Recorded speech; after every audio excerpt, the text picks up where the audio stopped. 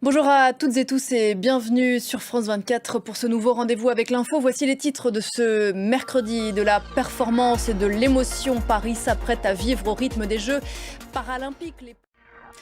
11 jours de compétition, 4400 athlètes, 549 épreuves dans 22 sports. C'est le top départ pour les Jeux paralympiques de Paris.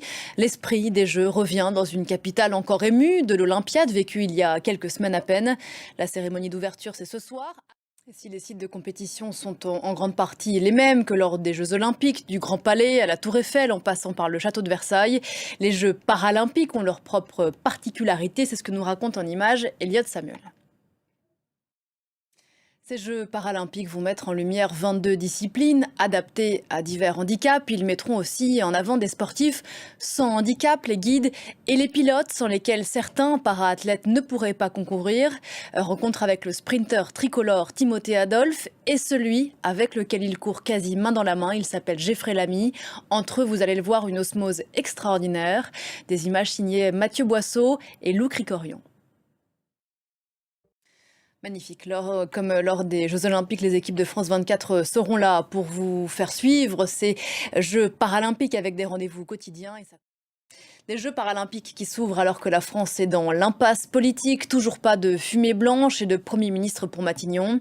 Emmanuel Macron poursuit ses consultations en vue de former une coalition suffisamment solide pour ne pas être censuré par le Parlement. Quelles sont les options qui lui restent? Élément de réponse avec nos confrères de France 2. Au Proche-Orient, l'armée israélienne dit avoir mené cette nuit une opération de contre-terrorisme et procédé à des frappes et des incursions sur plusieurs lieux de Cisjordanie, dont la ville de Jénine. Au nom de quoi l'armée israélienne mène-t-elle ces frappes en Cisjordanie? Écoutez, ce qui se passe en Cisjordanie, c'est un peu ce qui se passe à Gaza, en moins intense, mais c'est de la même guerre. Stéphane Amar à Jérusalem. Merci beaucoup Stéphane. Une image enfin pour finir sur une note plus festive du plus vieux festival de cinéma du monde qui déroule son tapis rouge à partir d'aujourd'hui, la Mostra de Venise, 81e édition. Et un nouvel épisode du Joker, vous le voyez, avec Lady Gaga notamment. On se quitte, on se retrouve dans un quart d'heure, à tout à l'heure.